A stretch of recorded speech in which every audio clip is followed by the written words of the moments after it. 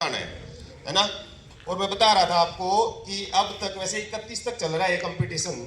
और आइडिया क्या था कि आपने जो भी समस्या वगैरह आप अपने आसपास देखते हो तो उससे रिलेटेड आपने एक आइडिया बताना था इसमें।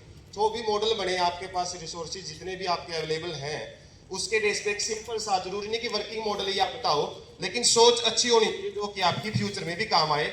उसी के बेस पे अपनी 5 टीम है वो हमने बनाई थी और 5 टीम में सबके आइडिया है वो बन चुके हैं। सबके बारे में मैं थोड़ा थोड़ा आपको बता देता हूँ कि क्या मॉडल है वो कैसे भी विषय में काम आ सकता है। सबसे पहले सौरभ की टीम है ये, और इनकी टीम में 5 बच्चे हैं वैसे। और इन्होंने जो सोलर सेल या सोलर पैनल से सौर ऊर्जा से चलने वाला ट्रैक्टर है उसका एक मॉडल तैयार किया है। और क्लैपिंग कर सकते हैं आप सबसे पहले तो अच्छे से क्लैपिंग करो।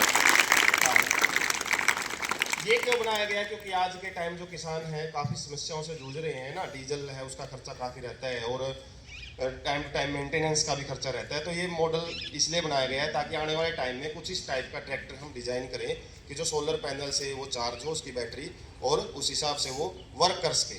इससे क्या होएगा, अपने जो डीजल है उसका लोड है वो कम होएगा, प्राकृतिक संसाधनों का बचाव रहेगा।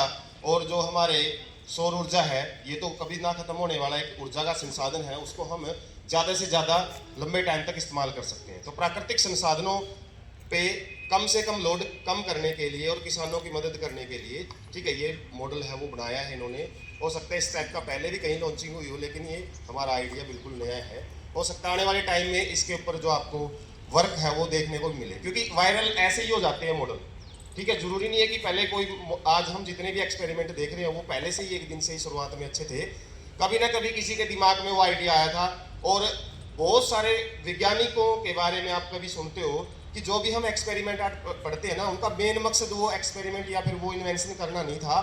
एक्सपेरिमेंटल वैसे ही हो जाती हैं चीज़ें, वो बाद में पता लगता है। मैं बता रहा हूँ डीजल के बारे में। डीजल जिसने बनाया था ना, डीजल जो डलता आजकल बहुत सारे डीजल इंजन चलते हैं, जिन्होंने बनाया था उस वैज्ञानिक ने क्या कर लिया था, जब ये डीजल बन गया तो उन्होंने पता नहीं था कि इसका इतना ज़्यादा इस्तेमाल है क्योंकि डीजल इंजन थे नहीं उस टाइम।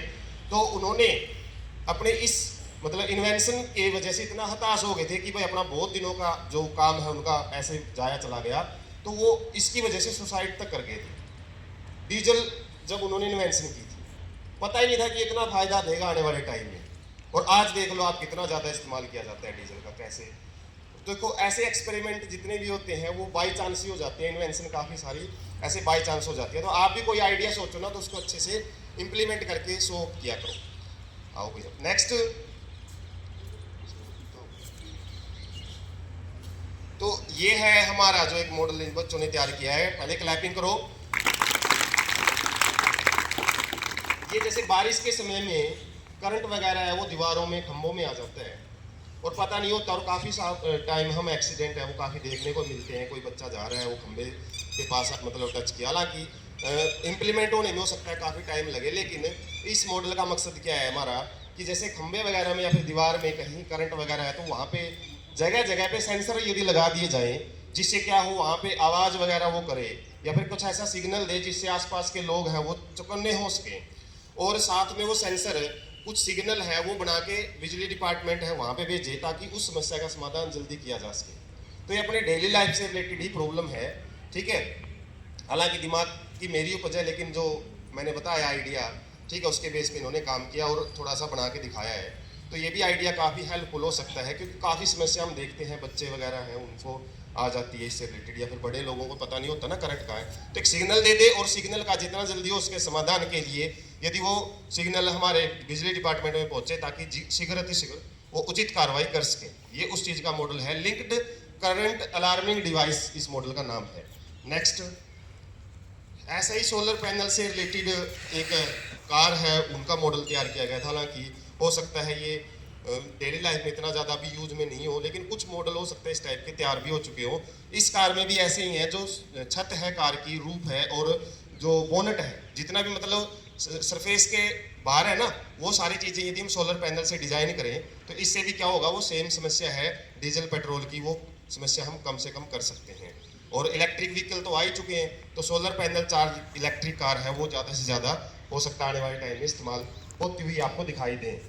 ठीक है, नेक्स्ट।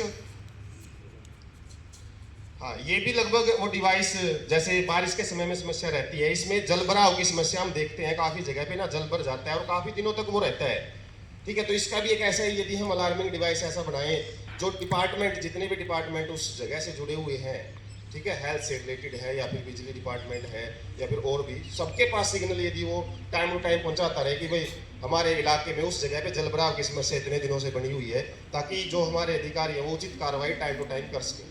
ठीक है, तो उस टाइप का एक हमारा ये मॉडल है। इसमें भी ऐसे सेंसर लगा हुआ है और वो सेंसर क्या करेगा, बस ब्लूटूथ से या वाईफाई से सिग्नल है अपने अपने डिपार्टमेंट में टाइम टू टाइम भेजता रहेगा।